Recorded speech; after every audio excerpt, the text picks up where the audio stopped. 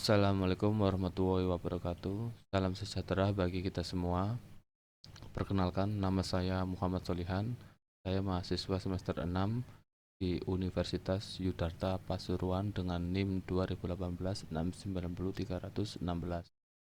Pada kesempatan kali ini, saya akan mempresentasikan yang mana tugas di kelas Lean Six Sigma yang dibimbing oleh Bapak dosen Ahmad Misbah Munir selaku Dewan Ketua Teknik di kampus saya.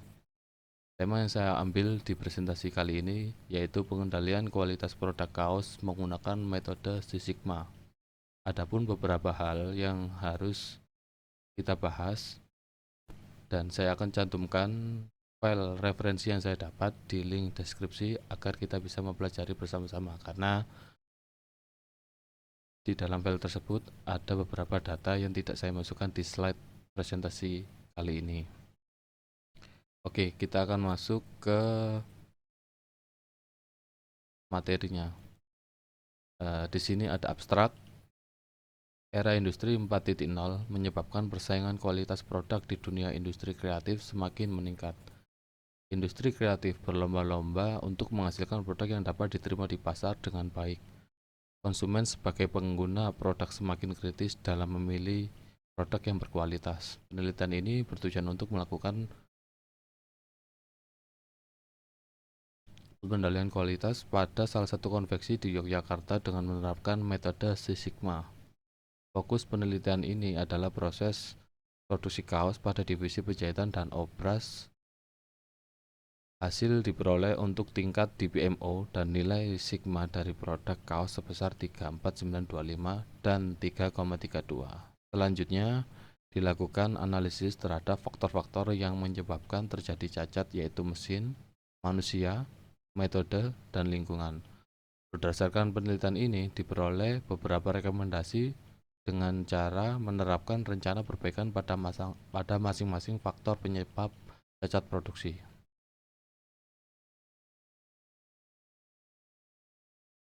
Di pendahuluan, kualitas merupakan salah satu kriteria yang penting yang dipertimbangkan oleh konsumen dalam memilih satu produk.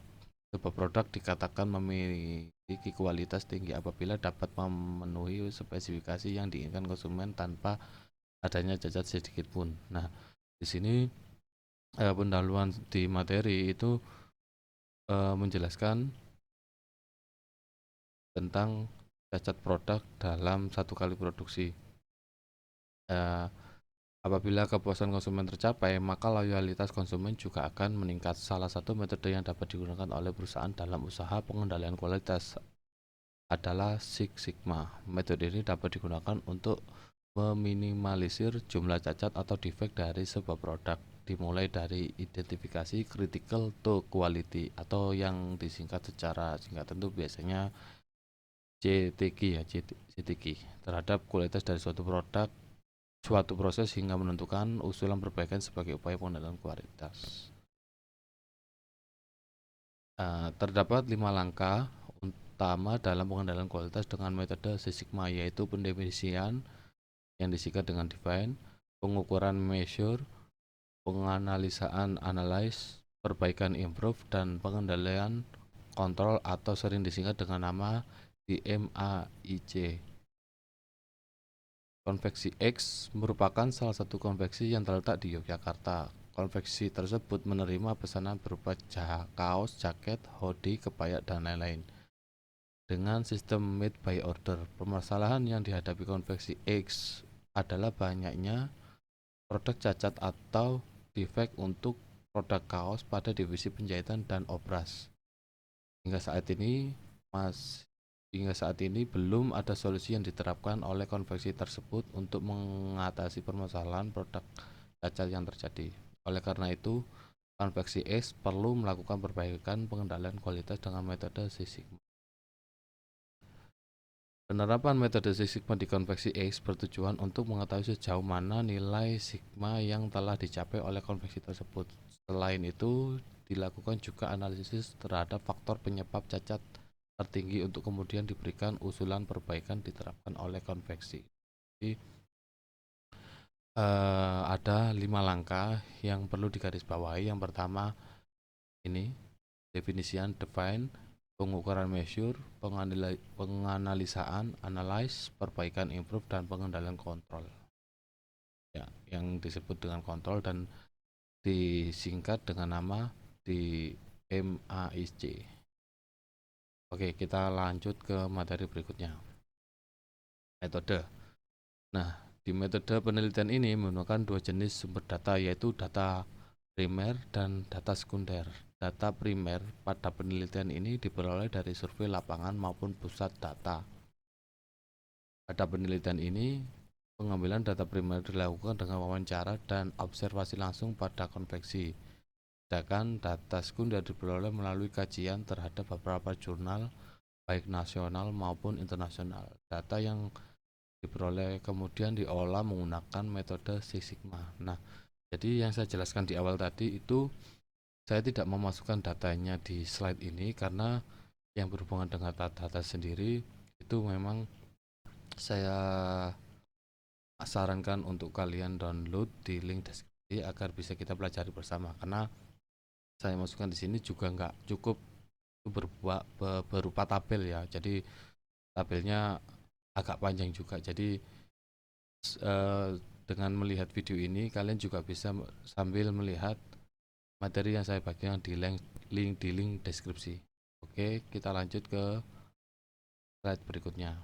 Nah, metode Six Sigma yang digunakan di sini cara pemetaan dan alur itu seperti ini. Dari mulai identifikasi masalah itu di literatur, pengambilan data dan data primer, data sekunder diolah, dianalisis hasil dan dipecah lagi jadi 5 bagian metode tadi, dari define, measure, analyze, proof, control, lalu kesimpulan dan oke. Alur penelitian ini diawali dengan melakukan identifikasi permasalahan yang terjadi pada konveksi X sebagai objek penelitian. Kemudian dilanjutkan dengan studi literatur yang diperoleh dari beberapa jurnal, website, dan lain-lain untuk mencari data pendukung yang dibutuhkan selama penelitian berlangsung. Setelah itu dilakukan pengambilan baik data primer maupun data sekunder untuk kemudian diolah menggunakan metode Six Sigma. Pengolahan data menggunakan metode tersebut terdiri dari 5 tahapan, dimulai dari define, measure, analyze, improve, hingga control. Pada tahap define dilakukan pendefinisian proses yang akan dijadikan fokus penelitian sebelum kemudian ditetapkan CTQ, critical to quality-nya tadi ya.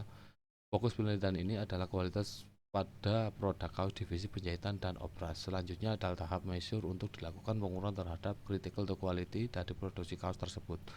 Setelah pengukuran dilakukan, dilanjutkan dengan perhitungan untuk mengetahui nilai DPMO dan sigma. Dan itu dilakukan pembuatan peta kendali untuk mengetahui apakah proses telah masuk ke dalam batas kendali atas dan bawah.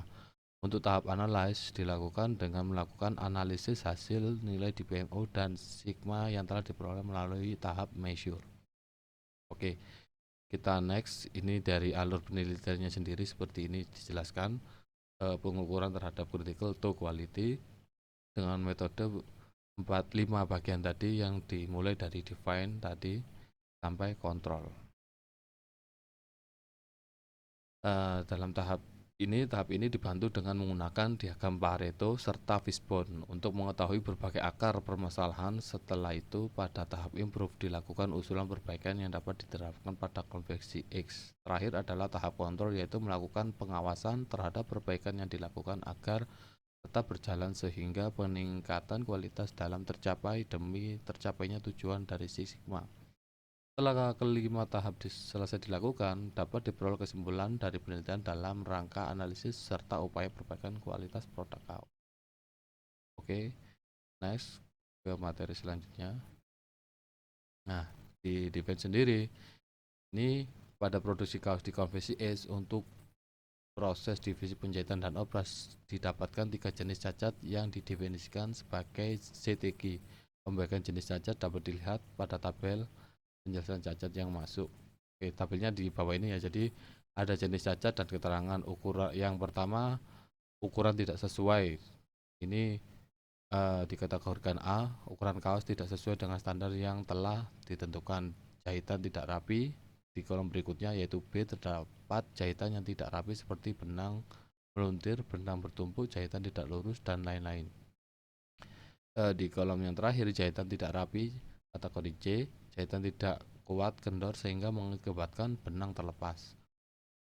Setelah dilakukan penetapan strategi, kemudian dilakukan pengambilan data selama 30 hari untuk mengetahui jumlah cacat yang terjadi dalam satu kali proses produksi.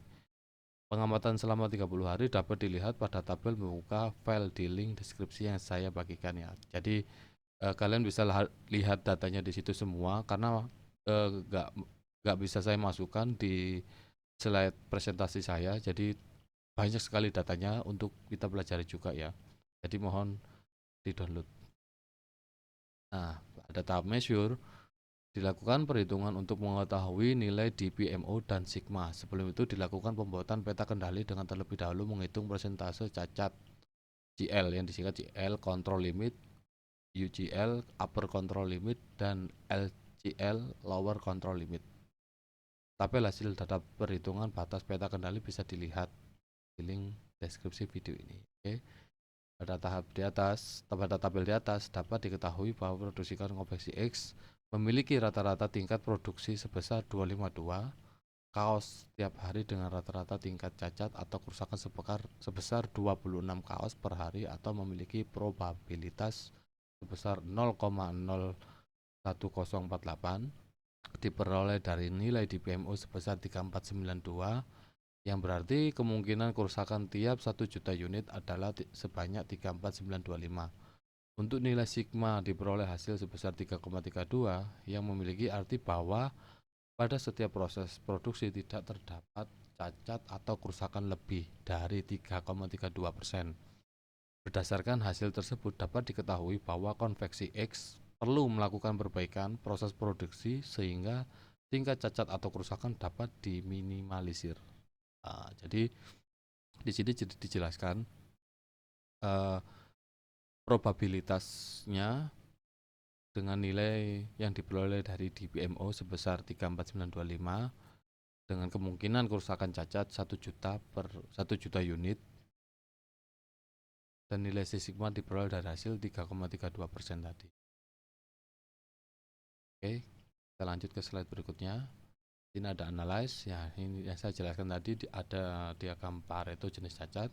Tahap ini dilakukan dengan analisis Pareto berdasarkan data yang diolah untuk mengetahui persentase jenis cacat dan urutan jenis kerusakan yang terjadi dari tertinggi hingga terendah pada proses produksi kaos di konveksi X. Berikut tabel perhitungan persentase jenis cacat. Nah, jadi di sini tabel yang pertama ini jenis cacat, frekuensi, persentase, dan akumulasi. Di kategori tadi ABC tadi, jadi frekuensinya ada 177, persentasenya 2,3%, dan akumulasinya tetap menjadi 22,3%. Begitupun juga B255, persentase 32,2%, dan akumulasinya ketemu 54,6%. Di kolom C tadi 359, 5,4% ada persentasenya, dan akumulasinya 100% dengan jumlah total 791 dan persentase 1. Nah, ini diagram Pareto jenis cacat yang mana menunjukkan angka frekuensi akumulasi kenaikan ya. Jadi dari 177, 255 sampai 359. Apabila ada penjelasan yang mungkin menurut kalian sendiri salah, bisa kalian komentar di video ini, di komentar video ini, karena saya sendiri juga baru mempelajari tentang materi ini yang saya dapatkan dari referensi. Oke, kita lanjut ke slide berikutnya. Dari diagram Pareto di atas dapat diketahui bahwa jenis cacat C, jahitan tidak kuat, merupakan jenis cacat dengan persentase tertinggi yaitu sebesar 45,4%. Kedua adalah B, jahitan tidak rapi dengan persentase 32,2%. Oh, jadi sorry, saya ke slide berikutnya ya. Ini jadi eh, jenis cacat yang dijelaskan di sini yaitu menurut persentase terbanyak dari terbanyak sampai yang terkecil. Karena yang di sini dijelaskan ini jahitan kategori C, jahitan tidak kuat merupakan jenis cacat dengan persentase tertinggi. Oke, dengan demikian fokus dilakukan perbaikan adalah jenis cacat C, jahitan tidak kuat. Setelah diketahui jenis cacat tertinggi, selanjutnya adalah identifikasi penyebab dari jenis cacat jahitan tidak kuat menggunakan diagram fishbone seperti gambar di bawah ini. Ini diagram fishbone-nya. Jadi ada metode, manusia, lingkungan, mesin, dan goalnya di produk cacat. Oke, dari sini ada beberapa sub, yaitu kurang dari metode sendiri, mungkin beberapa ada kurangnya pelatihan, kesalahan SOP dari sub manusia, faktornya mungkin ada kelelahan, kurang terampil, kurang pengalaman. Dari lingkungan sendiri itu ada vibrasi, kurang pencahayaan, kebisingan, serta yang terakhir ini mesin ya, kurang maintenance umur mesin. Mungkin dari sub-sub ini mulai dari metode manusia, lingkungan, dan mesin ini adalah identifikasi penyebab dari jenis cacat C ya, yaitu jahitan tidak kuat. Diuraikan mulai dari metode manusia, lingkungan, mesin. Oke, kita lanjut ke slide berikutnya. Di sini terdapat 4 penyebab utama jenis cacat C, jahitan tidak rapi, yaitu dapat terjadi karena faktor mesin, manusia, metode, lingkungan. Berikut merupakan penjelasan dari masing-masing faktor penyebab cacat. Yang A pertama tadi ini mesin. Faktor mesin yang mempengaruhi produk cacat yaitu hal yang berkaitan dengan penggunaan peralatan atau mesin serta usabilitasnya seperti umur mesin yang tidak ekonomis dan kurangnya maintenance untuk perawatan mesin. Yang B, manusia. Faktor manusia terkait dengan aspek tenaga kerja atau personalia seperti kurangnya keterampilan, kurangnya pengalaman, dan kelelahan fisik. Di metode sendiri, faktor mengenai metode dan prosedur kerja yang dilakukan yang dapat mengakibatkan produk cacat antara lain kesalahan SOP dan kurangnya pelatihan. Lingkungan. Faktor lingkungan kerja juga mempengaruhi terhadap kualitas produk. Lingkungan yang baik membuat pekerja lebih nyaman dan meminimasi produk cacat. Faktor lingkungan yang mempengaruhi antara lain pencahayaan kurang, kebisingan, dan vibrasi ya. Oke, kita next ke slide berikutnya. Nah, di tahap improve, ada tahap improve diberikan rekomendasi perbaikan dari masing-masing penyebab cacat yang telah dibuat melalui diagram fishbone. Berikut merupakan rekomendasi perbaikan yang dapat dilakukan oleh konveksi X dalam upaya peningkatan kualitas produk kaos. Oke, dari penyebab cacatnya ada 10 kategori tadi. 10 kategori. Yang pertama kurang pelatihan, kesalahan SOP, kelelahan, kurang terampil, kurang pengalaman, umur mesin, kurang maintenance, kebisingan, kurang pencahayaan, vibrasi. Dan rekomendasi perbaikannya, yang pertama ini di kurang pelatihan ini mengadakan kegiatan training workshop terkait pekerjaan yang akan dilakukan. Yang kedua, kesalahan SOP melakukan evaluasi secara rutin apabila perlu perubahan atau penyesuaian SOP. Ini sangat penting ya. Jadi kalau sudah salah SOP-nya dari SOP-nya sudah salah, maka produk yang dihasilkan juga akan berdampak buruk juga. Nah, di faktor ini yang ketiga ini kayaknya di faktor manusia ya, pengaturan waktu kerja dan waktu istirahat yang optimal. Mungkin bisa saja ya, dari yang ketiga ini pengaturan waktu kerja dan waktu istirahat yang optimal ini yang dimaksud mungkin istirahatnya kurang atau memang mereka sendiri kurang mengoptimalkan waktu istirahat. Yang kelima, kurang pengalaman menetapkan standar penerimaan pekerja. Ini mungkin standar penerimaan pekerja ini juga ada baiknya juga untuk dievaluasi, karena yang berpengalaman pun belum tentu bisa menjalankan pekerjaan yang mana mungkin mereka masih belum pernah mencoba seperti di perusahaan penjahitan kaos ini ya. Yang keenam, melakukan pengecekan rutin terkait efektivitas mesin. Ini bisa dilakukan secara berkala umur mesin dengan cara melakukan maintenance checklist pada kondisi mesin. Uh, Kurang maintenance, melakukan penjadwalan perawatan secara berkala yang tadi ya. Yang terakhir ini kurang pencahayaan dan vibrasi menjadi satu, menggunakan standar pencahayaan yang sesuai peraturan Menteri Tenaga Kerja nomor 5 tahun 2018 tentang keselamatan dan kesehatan kerja di lingkungan kerja. Nah, oke. Kita akan next ke materi selanjutnya.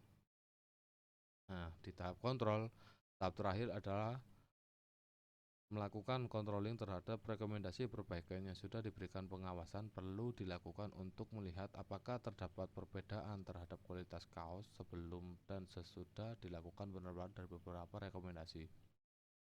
Konveksi X berusaha untuk menerapkan beberapa rekomendasi yang diberikan agar peningkatan nilai sigma dapat tercapai sehingga kualitas produk kaos pada konveksi X mengalami peningkatan serta presentasi produk cacat dapat dikurangi. Nah, jadi evaluasi di tahap kontrol ini lebih fokus untuk mengurangi defek pada cacat produk. Oke, kita lanjut ke slide berikutnya. Nah, dari kesimpulan sendiri, berdasarkan data yang didapatkan diperoleh hasil perhitungan di BMO sebesar 34925 yang artinya terdapat probabilitas produk cacat sebesar 34925 dari 1 juta kemungkinan serta diperoleh nilai sigma sebesar 3,32 yang memiliki arti bahwa setiap proses produksi tidak akan terdapat cacat atau kerusakan sebesar lebih dari 3,32%. Untuk analisis menggunakan fishbone diagram didapatkan 4 faktor yang mempengaruhi produk cacat, yaitu manusia, mesin, metode, dan lingkungan. Dari keempat faktor tersebut masing-masing memiliki penyebab-penyebab utama yang mengakibatkan adanya cacat produksi kaos di konveksi X. Sedangkan continuous improvement sangat diperlukan pada konveksi X untuk menjaga kualitas produk yang dihasilkan dengan cara melaksanakan rencana-rencana perbaikan berdasarkan masing-masing penyebab cacat yang telah diketahui. Mungkin dari kesimpulan ini sendiri saya juga menyimpulkan ada baiknya juga diadakan aktivitas tentang kalau di bahasa Jepang itu improve itu kaizen ya. Jadi usulan perbaikan itu diadakan untuk mengevaluasi produk yang dihasilkan dan penyebab cacat yang diketahui. Jadi setiap karyawan juga itu katakanlah berkala secara 3 bulan sekali mengadakan training tentang usulan perbaikan. Jadi usulan mereka itu bisa ditampung dan dipilih yang mana yang bagus, akan diberikan sebuah reward-rewardnya, mungkin berupa sebuah seperti sertifikasi atau mungkin reward karyawan seperti itu lebih baik, itu menurut saya. Oke, terima kasih dari presentasi yang saya jelaskan, semoga bermanfaat untuk kalian semua, dan saya juga meminta maaf jika ada dari penjelasan saya yang kurang pas atau kurang jelas, karena pada dasarnya saya sendiri juga mempelajari materi ini dari kemarin-kemarin ya. Jadi mungkin yang saya jelaskan ini apabila bermanfaat atau ada kurangnya, kita lebih ke arah sharing saja ya. Silakan komentar di